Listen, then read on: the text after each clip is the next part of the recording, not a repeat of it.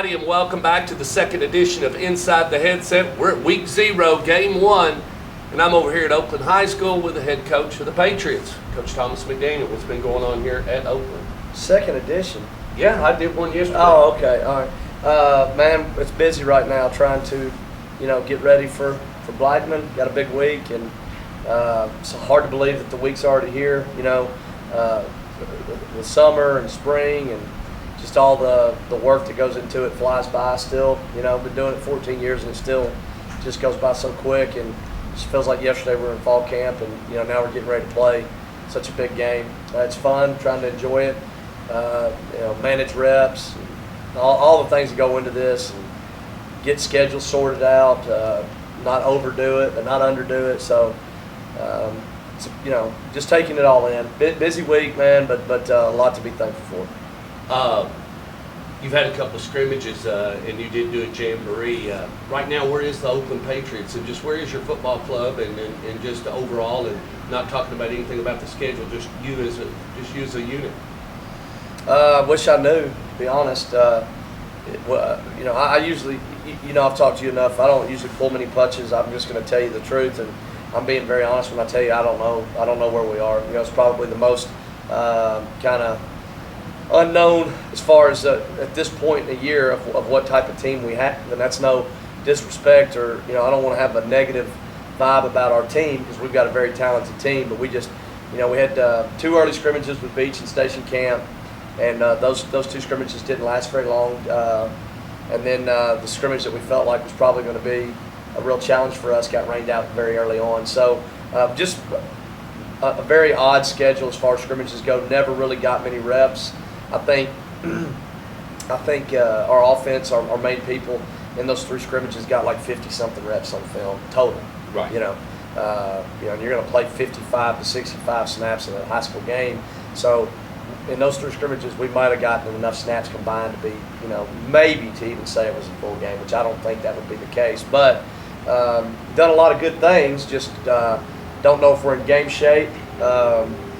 Like I said, don't know how good we are because we haven't gotten enough live action. And then, we had some very good things that we did in the jamboree, but it's a jamboree. So, I can tell you for certain that we're probably better than I think, and we're not as good as my kids think we are. So somewhere in the middle is probably where we're at.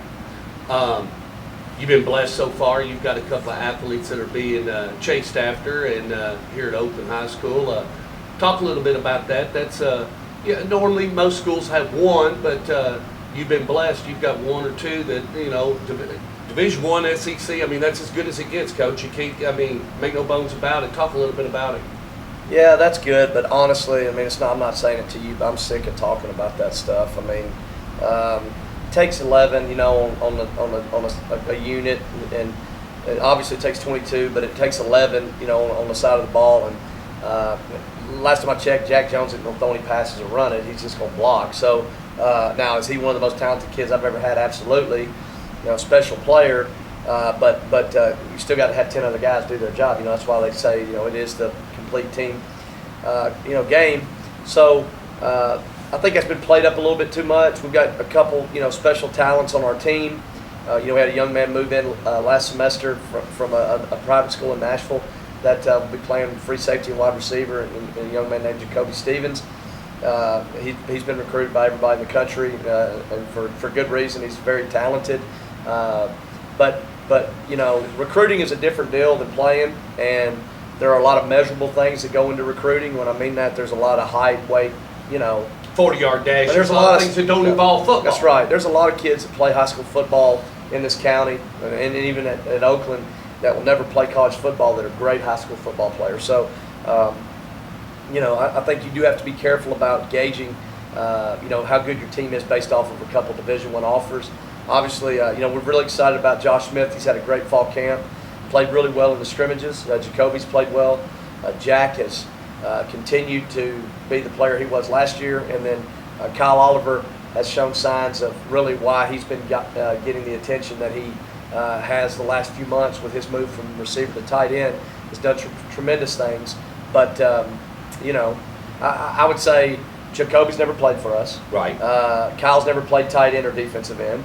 So There's a lot of unknowns. Right. His production and what he does this year is still yet to be determined on the field of play. And Josh, I think, would be the first to say that he's not satisfied with where he ended last year and wants to prove that he is one of the most sought-after linebackers in the country. So his play has definitely shown that in scrimmages. Whether it happens in the games yet to be determined. But he sure looks like a different player to me right now. So, it's good for our school. It's good for those young men. We've got a lot of kids that we aren't even talking about that have gotten opportunities and gotten offers already to play college football. But like I've said before, each story is every story is different. Every individual is different. Their path to their college future is different. But really, I guess the two things for us is focusing on obviously Oakland football 2014, and then the other from an individual perspective is helping promote these guys and develop them so that they have that opportunity. Every kid comes into the program wanting to be a college football player. Not all can do that, but the ones that might have the potential or have the drive or the work ethic or whatever it might be, I like to think that we do a good job of trying to help them, whether it be promoting them through film and recruiting and getting the name out there, or just developing their skill set through the weight room and our off-season conditioning program, and then obviously on the field of play with coaching. So, been exciting. It's been when you add in the recruiting aspect, it's been a very busy off-season for us, but it's all been good. I mean, it's been fun. Got to meet a lot of cool, people from all, guys from Stanford all the way to, Alabama. So anything in between, have come through campus, and that's, pretty unique. But it's at the same time a lot of personal pride to be able to see a lot of guys like Anthony Akers and Ty Nix and George Beasy and Josh Cunningham and Tyler Black, other kids that have gotten early offers. It makes you proud as a coach to feel like you play a small role in that, and to know that you've helped one of their dreams not maybe be fulfilled right yet, but at least taking the proper steps in making that dream come a reality. Let's get our fingernails dirty. Sunday you got a big game, and ESPN and all the hype, and your team will be traveling over to the Inferno to play at 11 a.m. And it'll be, I believe, as they say in Florida, it'll be 100 and 100, 100 degrees humidity, 100 and 100 outside. So both hundreds. How do you prepare for this, Coach? What are you thinking? Just personally. I don't know. How do you prepare going back to the Inferno? Didn't you used to do some time over there? I did some time with Coach Phelps. I remember you used to call some freshman games over there, didn't you? I've called a couple of freshman games. Man, I was over there one night watching a freshman game. I didn't know you yet, and I remember walking out of that stadium and hearing you talk over that loudspeaker, and you had my blood boiling over something. I can't remember what it was, but I can do that. Yeah, you can. But I don't poke at you. I just do it a little bit. I don't poke at you straight ahead. No, but I know what to say. You know I'm kidding. Yeah. Man, they're good. I mean, they're an excellent football team. If I was in Coach Chet Owens' shoes, they're probably, I'm not saying he's doing it, but I'd probably be saying that they've been under-publicized or that they've not been given any credit. I mean, let's look at the facts. The facts are that we played two really good football games last year. A lot of those key components or key people from both teams are coming back. But like I said, two great football games. We won one and they won one, but they won the one that mattered most, in my opinion. We won a district championship, and that's awesome. But, if you say trade me the district championship to play in the semifinals, I'd trade for the semifinals. You want to play Maryville? Right. Or whoever. I want to keep playing, But that being said, going back to the recruiting thing, we've had we've got a lot of publicity and a lot of exposure, and maybe it's right, so maybe it's not. But I can tell you this: they've got a great football team. They got a bunch of great players. They look the part when they walk out on the field. I think for the common person that doesn't really know the ins and outs of both programs, there's going to be a lot of just people that think, well, Oakland's got X number of college players and they're going to be great and do all these things. They'll come ready to play. He'll get them ready. Oh, they'll be ready to play, no doubt about it. And I think that's one of his strengths is he always gets his guys up and ready to go. And that being said, I say all that because they are as good as we are. Now, it'll all be decided on Sunday, but you watch them run out on offense, and they look like a college football team. I told Coach Rankin on the phone yesterday, personnel-wise, looking at them, it is the best offensive football team that I've seen in our county, maybe since I've been in this county. I hadn't been in this county forever, but since 2001. But you're talking 11 men. You're talking total 11 men. I'm talking about since 2001, man for man, as a unit, probably the best-looking group. I mean, quarterback 6'4", tailbacks 220. You know, receivers are 6'1", 6'2", and 6'4". Tight end 6'3", tackle 6'5". That's 300-something pounds. Other tackle 6'2", 330 pounds. 3 interior guys, you know, LaFleur, Swagger, and Hale are all, you know, coming back multiple starts, you know, from last year or the year before, and they're all to me they're all clones of like maybe Caleb Yates. So I mean, they're just solid everywhere. Now we're solid on defense. I mean, we should be outstanding on defense, and I'm excited about that challenge for us. But you know, they got great people, and defensively they got to replace some people. You know, but the people they've replaced them with again are very good athletes, and I don't see much weakness on their team. So that being said, it's a tremendous challenge for us. We're excited about it. I know our kids will be ready to play. You know, I feel like we have put as much time as we can into getting ready for Blackman. I'm hoping we're not overdoing it. But at the end of the day, it is one game, you know. And I feel very blessed and fortunate that we get to be one of the teams that represents Rutherford County, and that's really the way I look at it. A lot of great football. You've been around here a long time. There's been a lot of great football played in this county with a lot of great teams and a lot of great coaches, and never has two teams been put on this stage. And for Oakland and Blackman to be selected, you know, I don't take that lightly, but at the same time, it's about timing. You know, 2 years ago, it could have been Siegel. 3 or 4 years ago, it could have been Smyrna or Riverdale. You know, it's just a timing issue. And ESPN wasn't doing these games like this. Right, Go back that's 10 true. years That's ago. true. But you know, I hope our kids understand and respect just how fortunate we are, because there's been some great coaches and great players and great teams that haven't been given this chance, and the timing of the situation calls us and Blackman to come together. And man, it should be a great game, and I think we'll put a great product on the field for everybody in the Southeast to watch just how competitive this district and how good the football is. So you know, just God's been good to us. How important is it when you go to talk to your players and you know you get into this first game to not do too much?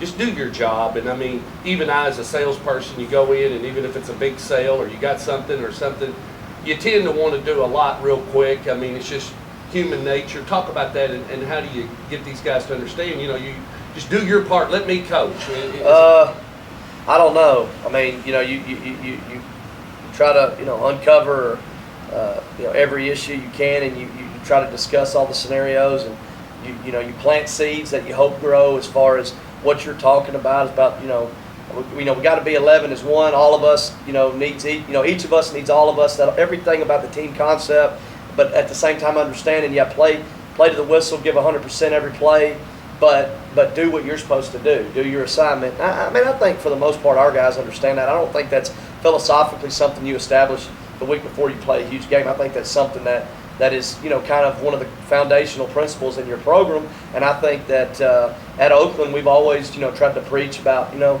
being a sound football team, and within that means what is your responsibility for the given play. So I don't think that'll be a huge issue. It'll be more about, you know, making sure, I think, managing emotions. You know, these two teams, to be quite honest, don't like each other. Right. I love that. You know, a lot of people don't understand that. Why do you make such a big deal about it? But I love the fact that they don't like us, and I love the fact that we don't like them. You know, we should have a bad taste in our mouth. I again get a little upset because I think our kids think that we're going to go over there and just knock them off the pedestal. But these are things that I've been repeating over and over again. You know, the people that know this district the best are the coaches in our district, and right now the coaches in our district selected them as the #1 team coming in preseason, and they should be 100% because they beat us. That being said, I got to get our kids to understand that you know, we're probably the underdog, and that's hard to convince 16, 17-year-olds when they get to read every week about how many D1 players we have. But that's all, you know what, bottom line is, when the ball's kicked off, players are going to play, and you're either going to step up in the biggest moments or you're not. You know, you make plays or you make excuses. And I hope that we make more plays than we do excuses when it's all said and done. the emotion. We went with them in 7-on-7. There was a lot of chirping. Things get heated. Got to keep emotions in check on both sides. Neither us or Blackman wants to embarrass ourselves or the county or anybody on national television. Got to keep the emotions in check. And then I do think one of the beautiful things about the game will be that I feel like, philosophically, us and Blackman are very similar, different, but similar in that they're not going to be very complicated. It's going to be a pretty simplistic game plan for them, I would think. And, tell the world right now, our game plan is very simple. We got to get lined up. We got to win the individual battles. And, I really feel good about what we're doing. If they can beat us at what we do best, then they deserve to beat us. And I really feel like Blackman feels the same way. They got 4 or 5 base run plays. We got 4 or 5 base run plays. There's not going to be a lot of trickery. And, line up. Let's punch each other and see who's standing at the end. And so that, to me, that's cool because you're going to, I think, get to see a great brand of football. And at the same time, I don't think it'll be overly sloppy because both of us are going to keep a pretty simple, plan going into it. And I just, like I said, I hope both of us produce at the level we want to, representing this county and all the great football teams that have come before us. One more question, we'll wrap it up. Anything you'll do different? Would you, with the heat and factor, would you like to roll these guys in there about, kickoffs at 11? Would you like to get them in there at 9:45, 10 o'clock? You want to hold them over here? What do we do, a Saturday walkthrough? Talk to the fans a little bit about what you're thinking about. Not to let everybody look underneath the hood. I don't think it's any big secret. We'll approach Friday like a Thursday, and then we'll approach Saturday like a Thursday. And what I mean is we'll have a walkthrough, and we'll probably have meetings, but we're going to get them up Saturday morning and watch film, eat breakfast, feed them, do a walkthrough sometime near kickoff just so we can kind of get a feel for what. First of all, they don't play at 11 o'clock ever. We didn't practice at 11 o'clock ever. And then also the heat issue and whatnot. But we're going to have a long day Saturday. You got the walkthrough and you got the breakfast, and then, going to have a team church service at World Outreach at 5 o'clock, and then a family dinner at 7. So I think that'll be cool. One of the unique things about this weekend to bring everybody together, families included, and get to do that. And then Sunday, we're going to get them here early. We got wake-up call at 6 o'clock. We got to get them out and get them moving. We're going to do some precautionary things. I got a couple secrets that I'm not going to divulge here, but of how we're going to try. Don't tell me we're getting the pickle juice out. No.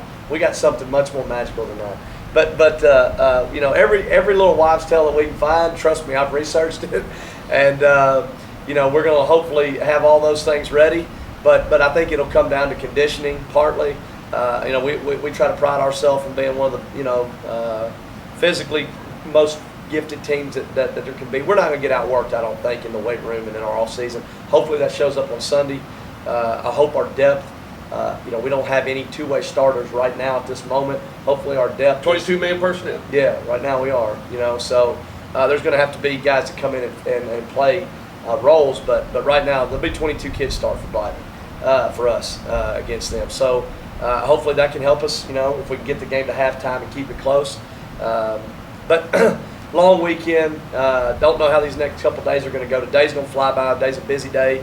But you just, like I said, you got to handle kids a certain way, and I just hope we're not overdoing it. I know they're bored of talking about Blackman. They're ready to play, and it's only Wednesday, so we got to be careful about that. And I'm sure they're the same way. But kids are resilient. I think once everybody settles down and we get over the initial shock of being on by the first quarter on TV, then I think players will play, and it'll come down. Those last 3 will be a lot of fun. It'll come down to the players, and that's what it should come down. That's what it's about. All right, let's wrap it up. 11 a.m. Central Standard Time Sunday. We'll be on the worldwide leader, ESPN. That's Oakland. We'll be visiting the Inferno. Oakland Patriots will take on the Blackman Blaze. We'll all be there. We'll run 2 views, upper and lower. See you there.